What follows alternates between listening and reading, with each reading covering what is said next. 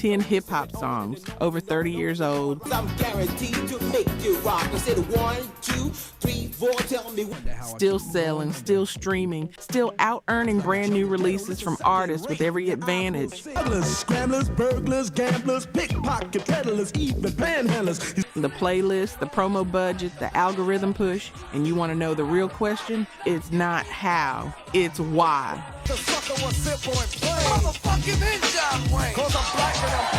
Because a lot of records were hot in 1979, in 82, in 94, in 95.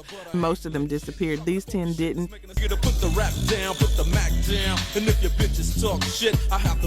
And somewhere inside each one, there's a decision, a conflict, a room nobody talks about. That changed everything. Every day I skate from takes, give and take, selling bass. Before we get to number one, understand this. We're not here for nostalgia. We're here because some records don't just age well, they become permanent. If you smoke like I smoke, then you like every day. The difference between a hit and a forever record, that's what we're breaking down today. Let's go. Birthdays was the worst days. Now we sip champagne when we thirsty. Number 10, Rapper's Delight, The Sugar Hill Gang, 1979.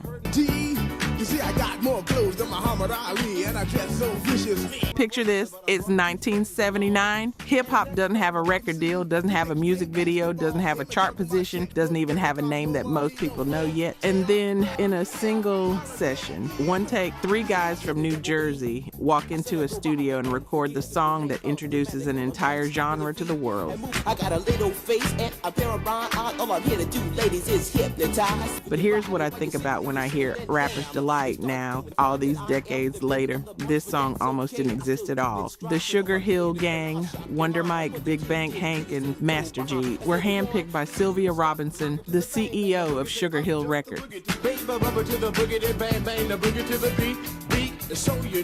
And I want you to sit with that for a second, because Sylvia Robinson is one of the most underrated figures in music history. She'd already had success as a performer. She'd already built a label, and in 1979, she saw something everyone else was sleeping on. Girl starts acting up, then you take her friend.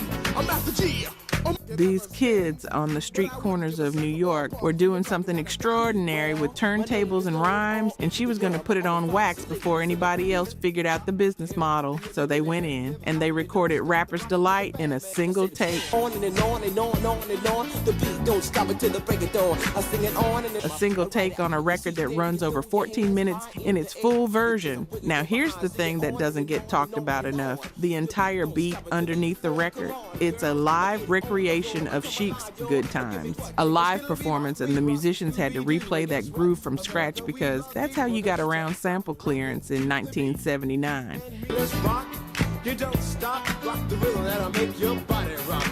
Nobody had a rule book yet, and when Nile Rodgers and Bernard Edwards, the geniuses behind Chic, heard what Sugar Hill had done, they threatened to sue because that groove was theirs. That bass, that rhythm section, that entire foundation. And here's where it gets cold. the highs and you're feeling the lows. The beat starts getting into your toe. You start pumping your fingers. The 17-year-old bass player who sat in that studio and played that groove for 15 minutes straight without a single mistake, he got paid $70 for the bass line that launched hip-hop into the mainstream. The settlement gave Rodgers and Edwards songwriting credits on the track. Mean to both, but we're like hot butter on a breakfast toast. Rock it out. But the story of this song is a preview of every business conflict that would define the next 45 years of hip-hop. The artist creates, someone else capitalizes, and usually the person who put in the work at the bottom gets the least of what came after. Thinking Continental and some new Cadillac. So Rapper's Delight peaked at number 36 on the Billboard Hot 100, went to number 1 in Canada, number 3 in the UK, first rap single in the top 40 in America, and it never stopped selling. Not in 1979, not now. Some records belong to a moment, some records belong to history. Coming in at number 9. Number 9, The Message, Grandmaster Flash and the Furious Five, 1982. Back home, she went to the city and got so diddy. She had to get a pimp, she couldn't. The single greatest hip-hop song of all time, according to Rolling Stone magazine. The song that literally changed what rap music was allowed to talk about, that opened the door for Public Enemy, for N.W.A, for every conscious rapper who ever picked up a mic. Nobody in the group wanted to record it. Because the teacher's a jerk, he must think I'm a fool, and all the kids smoke reefer, I think it'd be cheap. They thought it was embarrassing. Let me tell you exactly what happened, because this story goes deeper than most people realize. A session musician and staff songwriter at Sugar Hill Records named Ed Duke Booty Fletcher wrote a demo in his mother's basement in 1980. You're unemployed, all non-void, walking around like your pretty boy Floyd. Slow groove, synthesizer hook, lyrics about poverty, about despair, about watching the city consume people. He brought it to Sylvia Robinson, and she loved it. She started shopping it around to every artist on the roster, and one by one. Take it on their own, don't push me, cause I'm close to the... Everyone passed. Grandmaster Flash said the demo made him laugh. Mel Mel said their whole group was used to party rap. You couldn't break dance to it, you couldn't freak to it. Planet Rock was the hottest record in the world at the time, and they wanted something with that energy. Wonder Mike from the Sugar Hill Gang literally threw the demo tape into a park across the street from the studio. In his heart, gave him a transplant for a brand new start. I can't walk through the park cause it's crazy. But Sylvia Robinson had seen this before. She'd pushed Rapper's Delight against the same resistance, and she'd been right. So she kept going back to Mel Mel, kept showing him what she saw in this record. Because he respected her instincts, Mel gave in. Rats in the front room, roaches in the back, junkies in the alley with the baseball bat. He recorded it with Fletcher. The rest of the group wasn't even in the room. Flash himself had no involvement whatsoever in writing, recording, or producing the song that bore his name. And when Flash realized what was happening, that this song was going to be released under the group's name without his participation, he asked Sylvia to let the whole group be on it. She said no. I think I'm going insane. I swear I might hijack a plane. Don't push me, call The song was released in July 1982, peaked at number 62 on the Hot 100, number 8 in the UK. Not a crossover smash by the numbers, but what happened culturally, it changed everything. Rolling Stone named it the greatest hip-hop song of all time in 2012. You play and where you stay looks like one great big alleyway. You'll admire. Grandmaster Flash and the Furious Five became the first hip-hop act ever inducted into the Rock and Roll Hall of Fame in 2007. And the success of that song, the song Flash didn't want to record, was also, by his own admission, the demise of the group. A fag hag such a that's the tango. Skip the life and tango was hooked on print to seem the lost. The tensions it created, the credits Mel Mel received, the way it repositioned the power dynamics within the crew, it tore them apart. That record was the demise of my formula, Flash said years later. The price was too high to pay. Oh, I keep from going under. It's like a jungle sometimes, it makes me wonder. You ever watch something beautiful get built and broken by the same exact moment? That's a different kind of pain. And it still streams, still sells, still matters 43 years later. That's number 9. Ghetto living second rate, and your eyes will sing a song of deep hate. The places you... Real talk. Only 9% of you watching this are actually subscribed. That hurts a little, not gonna lie. We spend hours digging through archives, fact-checking every detail, bringing these stories back to life because this music deserves to be remembered. And you're here because you care about that too. So if these videos mean something to you, if you've ever said, damn, I didn't know that, or felt something while watching, just hit subscribe. It's free, takes 2 seconds, and it tells YouTube to show this to more people who love this music like we do. Let's build this together. All right, back to the story. Number 8, Fight the Power, Public Enemy, 1989.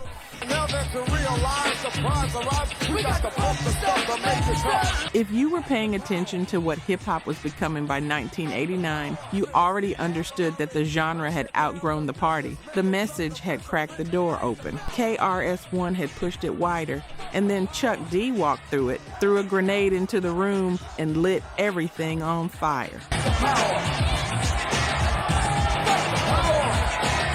Fight the Power wasn't just a song, it was a commission. Spike Lee came to Public Enemy before Do the Right Thing was even finished filming and told them, I need something that sounds like an anthem, something that feels like resistance. Can you give me that? And Chuck D said yes before he even had the song written.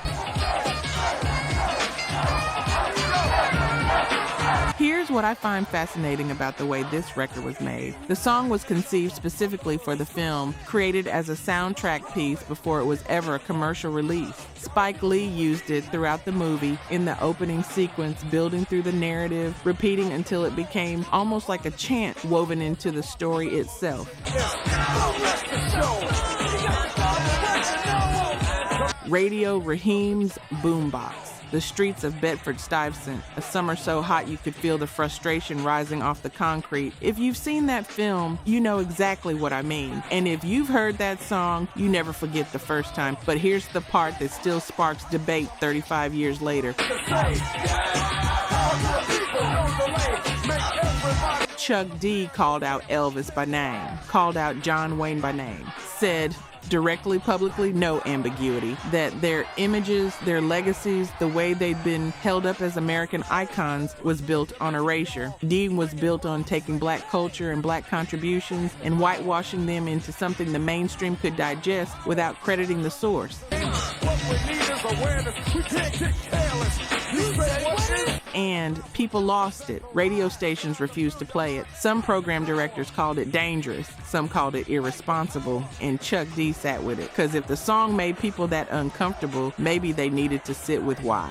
That's a different kind of courage, not recklessness. And the people who were in their neighborhoods in 1989 who understood exactly what the song was talking about, they already knew. Some of y'all felt every single word of it. You know which side you were on. Hank Shockley and the Bomb Squad layered that production from dozens of sampled sources, a wall of noise and funk and fury that shouldn't work on paper but becomes something cinematic the moment it hits. Fight the Power peaked at number 20 on the Hot 100 in 1989. Everybody sing in order to fight the powers that be. But measuring that song by its chart position is like measuring Picasso by the price of his first canvas. This song has been used in protests, in films, in classrooms, in sports arenas for 35 years. It belongs everywhere people are tired of being quiet, and it is still being bought and streamed by a generation that wasn't even born when Spike Lee first played it on set. We got to fight the powers that be. Number 7, Nuthin But a G Thang, Dr. Dre featuring Snoop Dogg, 1992. Well, I'm peeping and I'm creeping and I'm creeping, but I damn near got killed. This is where the conversation changes. Everything we've talked about up to this point in the Bronx, the South Bronx, Staten Island, Brooklyn, Long Island, this is the moment the West Coast made its declaration. And it wasn't a threat. It wasn't braggadocio. What they want, what's that, G? We gotta break them off something. Hell yeah. And it was something more dangerous than either of those things. It was inevitable. By 1992, Dr. Dre had already left N.W.A. He built something underground with Death Row Records and Suge Knight that the industry didn't fully understand yet. And before me dig on a bitch, I have to find a contraceptive. You never know she. And then on November 23rd, 1992, The Chronic dropped, and the entire axis of hip-hop shifted west. Nuthin But a G Thang was the lead single, released January 12th, 1993. And if you were there, you remember that feeling. Not shock, not confusion, something more like recognition, like the music had been describing a world that existed, and Dre had finally found the exact frequency to transmit it. The production is built around a sample of Leon Haywood's I Wanna Do Something Freaky to You from 1975. Unfadable, so please don't try to fake this, but back to the lecture at hand. And Dre did something with that soul groove that nobody had done quite the same way. He took the warmth out of it and replaced it with something cooler, slower, almost hypnotic. G-Funk was a mood before it was a movement, and by the time Snoop opened his mouth on that track, it wasn't just music. It was an entire philosophy. Back on that ass, what a hellified gangster lane, getting funky on the mic like a... Here's what gets me about the longevity of this record specifically. The song peaked at number 2 on the Billboard Hot 100, number 2, not number 1. And yet, when people talk about the defining records of that era, this is always in the conversation. is the label that pays me. Because sometimes the record that defines a moment isn't the one that topped the chart that week. It's the one that changed what everybody made after it. Warren G heard this. Nate Dogg heard this. Kendrick Lamar heard this as a child growing up in Compton. Relax and strap on your seatbelt. You've never been on a ride like this before. The shadow of G Thang is still falling across hip-hop in 2025. That's not a chart position, that's a bloodline. That's number 7. We're about to head east for number 6. I got a grip like my name was Dolomite. Yeah, and it don't quit. I think they in the... Number 6, C.R.E.A.M, Wu-Tang Clan, 1994. And running up in gates and doing hits for high stakes, making my way on fire. 9 men from Staten Island walked into rooms that weren't built for them and took over the whole building. That's the Wu-Tang story, and C.R.E.A.M is the moment you can point to and say, this is where it crystallized. Life as a shorty shouldn't be so rough. Cash rules, everything around me. 4 words that became a philosophy, a slogan, a tattoo, a business framework, and the record that carried those words, released January 31st, 1994, as a single from Into the Wu-Tang, 36 Chambers. Still the most recognized Wu-Tang song, still streaming hundreds of millions of times, still being played in barbershops and films and shows and ads, 31 years after it dropped. But here's what I want to talk to you about, because this is the conversation nobody's having enough. So I got with a sick tight click and went all out. Catching keys from Croy. The RZA built that beat from a sample of the Charmel's 1967 recording, As Long As I've Got You. Raekwon and Inspector Deck delivered verses that painted Queensbridge poverty with cinematic precision. And the song became a cultural cornerstone.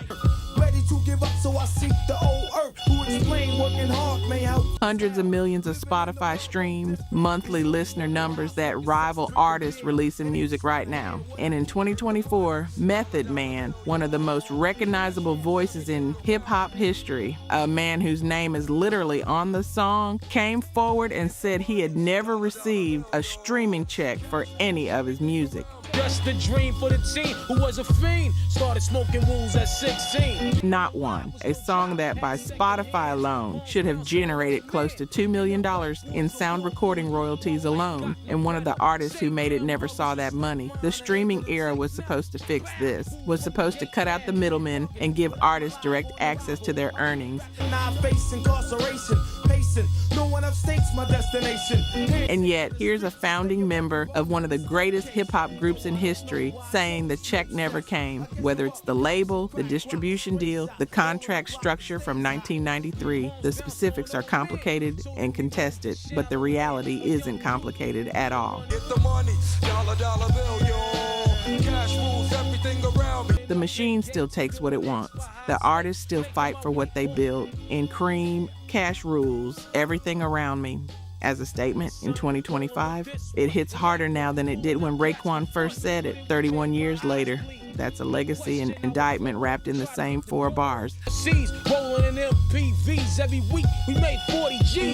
Yo. Number 5, Regulate, Warren G featuring Nate Dogg, 1994. Be hemmed up and they all around. Can't none of them see him if they going straight down for pound. They wanna... This song should not exist. I mean that in the most literal way possible. The label situation alone should have killed it before anybody heard it. Warren G was signed to Def Jam. Nate Dogg was signed to Death Row, which meant Suge Knight owned his contract. She said my chords broke down and just sing real nice with you. Let me ride. 2 artists, 2 rival labels, 1 song. And somehow, clearances were granted. Both camps agreed. And the song made it to the Above the Rim soundtrack in April 1994 before landing on Warren's debut album later that year, peaked at number 2 on the Billboard Hot 100. It was a clear black night, a clear white moon. Warren G was on the streets. Became one of the defining records of the G-Funk era, and none of it was supposed to happen that way. The story behind the record is almost as cinematic as the song itself. Warren and Nate wrote Regulate together in a single session, inspired by watching Snoop and Dre trade verses on Nuthin But a G Thang. Now I'm switching my mind back into freak mode. If you won't skirt, sit back and Warren had been stockpiling beats in his apartment. When Nate came through, he heard the instrumental for Regulate and immediately felt it. They started writing on the spot. The concept, two friends navigating a dangerous night, the dice game, the robbery, the reunion, was semi-autobiographical. Whole new level. the rhythm is the bass and the bass is the treble. Chords. Things they'd witnessed on 61st Street in Long Beach. Real events turned into something that felt like a short film when you listened to it. The production is built around a sample of Michael McDonald's I Keep Forgetting Every Time You're Near. That warm, rolling hook that gives the track its soul even as the lyrics go somewhere harder. They took my Rolex. I looked at the brother, said, damn, what's next? They got my home. And here's the detail that I think about every time I see that music video. Warren G wasn't even there for most of the shoot. He'd driven away from a gas station with the pump hose still attached to his car, which led to a traffic stop, which led to the discovery of outstanding warrants, which led to an arrest. One of them dames was sexy as hell. I said, ooh, I like your size. He was released from jail the same evening and showed up to set late. The music video for one of the most iconic songs of 1994 was filmed mostly without the artist whose name was on it, and the video still has Tupac in it, a cameo, long before Tupac was the defining figure of Death Row's commercial peak. To consume some skirts for the E, so I could get some phones rolling in my ride. That detail alone tells you something about the era. Everybody was connected, everybody was in the same rooms, and sometimes the rooms were a jail cell you got out of. Regulate is still streaming heavily today. Nate Dogg passed away in March 2011 after suffering multiple strokes. Observe, I just left a ganger over there on the curb. Now they got the freaks and that. His voice on that hook, the way he combined singing and rapping before anyone else had figured out how to do it properly, remains one of the most imitated, most sampled, most irreplaceable sounds in the history of the genre. Some artists have a moment. Nate Dogg had a frequency, and Regulate is the clearest broadcast of it we'll ever have. If you smoke like I smoke, then you like every day. Number 4, Juicy, Notorious B.I.G, 1994. If you have ever sat somewhere by yourself with nothing and let yourself imagine what it would look like on the other side, if you've ever let your mind run far enough ahead of your circumstance to see the version of your life that could exist, then Juicy is your song. It always has been. It doesn't matter what city you're from, doesn't matter what era. Christopher Wallace gave us something in that record that transcended hip-hop. He gave us aspiration that felt earned, that felt real, that felt like it came from someone who knew the floor before he ever saw the ceiling. I used to read Word Up magazine, Salt and Pepper and Heavy D up in the lemon. Juicy was released on September 13th, 1994 as the lead single from Ready to Die, Biggie's debut album on Bad Boy Records. Produced by Polk of the Duo Trackmasters and Sean Combs, the track is built around a sample of Matum's Juicy Fruit from 1983. Condos and Queens, N.W.A for weeks, sold out seats to hear Biggie. And from the very first line, Biggie does something most artists can't do. He tells you exactly where he came from without making you feel like you have to earn the right to relate to it. If you were there when it dropped, if you had that cassette, if you heard it on the radio in the fall of '94, you remember the way it felt to hear someone from the street narrate their own ascension. You know, nigga, with that kind of precision, that kind of warmth, that kind of humor. And if you've ever tried to explain what that record meant to someone who wasn't there, you know. Here's the detail that changes how you hear this song now. Ready to Die sold 2 million copies by October 1995. That's a year after release. 2 million at $15 a CD. I made the change from a Biggie told a reporter that he still hadn't received a single dollar of earnings from the album. The label had advanced money against future earnings, structured the deal so the royalty rate barely touched what was owed, and by the time the accounting was done, zero. Thinking back on my one-room shack, now my mom pimps an act with minks on the back. The man who made one of the most commercially successful debut albums in rap history was still broke a year after it dropped. And he kept making music anyway, because what else do you do when the label owns your life and the streets are the only alternative? Rolling Stone originally ranked Juicy at number 424, their 500 greatest songs of all time. In their 2021 revision, after a new generation of critics and voters weighed in, it moved to number 32, from 424 to 32. That's the culture finally getting to vote on its own history. Juicy is still on iTunes charts right now, still streaming millions of times a month. Super Nintendo say Christopher Wallace has been gone since March 9th, 1997. He was 24 years old. Some records outlive everything: the labels, the contracts, the years, even the grief. And if you don't know, Number 3, Shook Ones, Part 2, Mobb Deep, 1995. I couldn't choose a better location when the slugs penetrate. Feel a burning sensation. Prodigy was 19 years old, and he opened that record with a verse that sounded like someone who had been old for a very long time. Queensbridge, the projects that produced some of the hardest rap ever recorded. Cause my brain reacts. Front if you want, kid, lay on your back. I don't. Havoc and Prodigy, two kids from the same housing development, the same concrete stairwells, the same view of what the future looked like if the plan didn't work. And in 1995, they made something that nobody has fully explained and nobody has topped.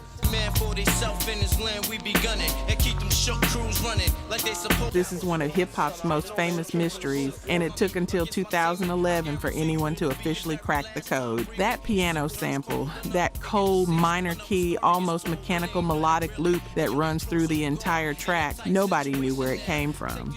Not for years. For every rhyme I write, it's 25 to life. There was so much to got you trust. Forum members ran searches. Producers tried to reverse engineer it. Mobb Deep never broke their silence on it. And then in 2011, a member of an internet hip-hop forum named Timon Heinke finally tracked it down. A 1969 recording by Herbie Hancock called Jessica. That piano, that note, pulled from a jazz session 6 years before Prodigy was born. They come around, but they never come close to. I can see it inside. Havoc built one of the most cinematic beats in rap history from a fragment of something most people had never heard. And here's what you need to know about why that beat even exists. Havoc almost threw it out. He had worked on it, thought about it, and decided it won't work. He was going to scrap it. Prodigy heard it and stopped him. Safeguard of my life, ain't no time for hesitation. That only leads to incarceration. The beat that launched one of the most revered records in hip-hop history was 60 seconds away from ending up in a trash can in Queensbridge because one of the two people who made it didn't believe in it yet. Then Eminem used the instrumental for the climactic battle scene in 8 Miles in 2002. And a whole new generation of kids had Shook Ones burned into their memory through that scene. At least 227 songs have sampled elements of Shook Ones Part 2 since 1995.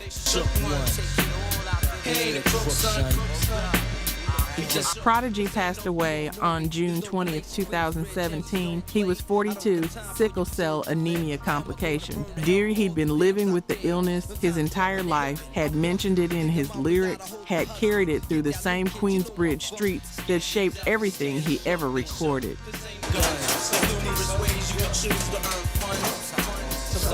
Number 2, California Love, Tupac, featuring Dr. Dre, 1995.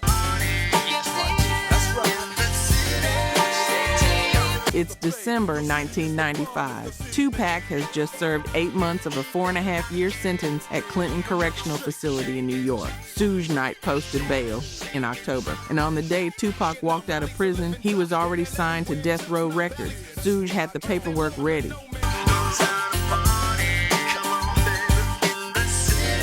The deal was done before Pac had even processed being free. Suge had a beat he wanted Pac to hear. The beat was originally created for Dr. Dre's shelved second solo project, tentatively called The Chronic 2, a project that never happened. The beat had been sitting there, waiting, and Suge decided it was going to be Tupac's comeback single.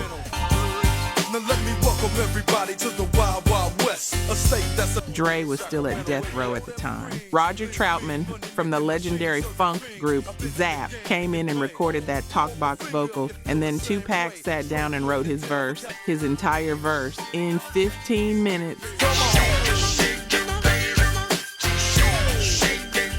Out of prison, fresh off a deal signed in a facility visiting room, and the man wrote one of the defining verses in hip-hop history in 15 minutes. California Love was released December 3rd, 1995. It went to #1 on the Billboard Hot 100, topped the chart as a double A side with How Do You Want It.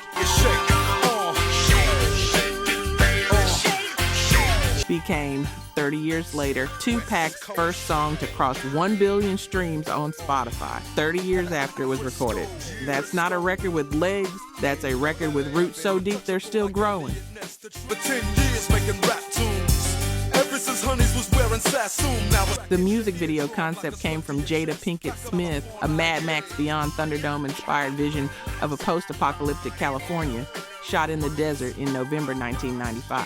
Chris Tucker is in it, Clifton Powell, Roger Troutman himself appeared in it, and it ended with the words, "To be continued," a continuation that arrived in the form of the album All Eyes on Me just months later.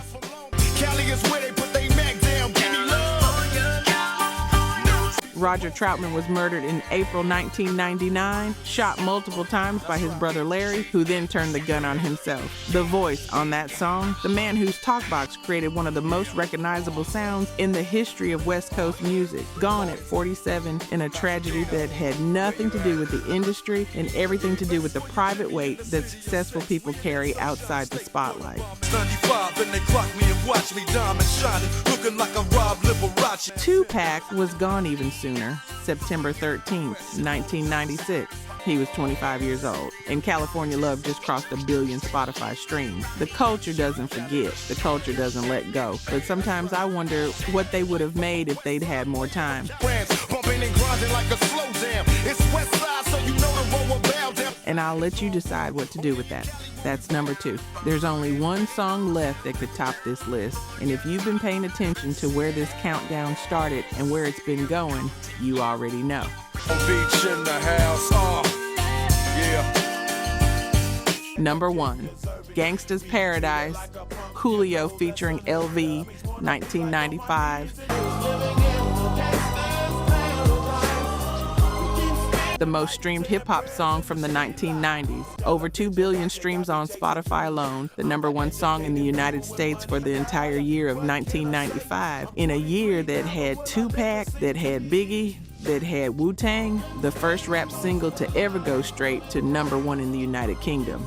They say I got to learn, but nobody's here to teach me if they can't understand it. The first rap single to sell over 1 million copies in the UK, and a Grammy for Best Rap Solo Performance. That's not a resume, that's a monument. Gangsta's Paradise was released August 1st, 1995. It was built for the soundtrack to Dangerous Minds, Michelle Pfeiffer, Inner City Classroom Drama, Don Simpson and Jerry Bruckheimer money behind it. Coolio's manager had been shopping the demo to film productions for months, knowing the soundtrack model was one of the best ways to reach an audience at scale. Team Coolio had almost placed it on the Bad Boys soundtrack, but the money wasn't right, and the deal fell apart. Dangerous Minds was the second choice.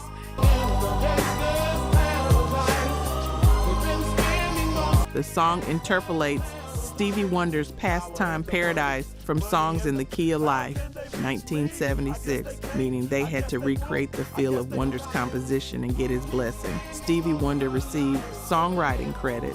And realize there's nothing left, 'cause I've been blasting and laughing so long. Doug Rashid, who co-wrote and produced the track alongside Coolio and LV, had been developing the Pastime Paradise loop in his home studio before Coolio even heard it, LV. Larry Sanders built out the entire vocal arrangement of that choir from scratch.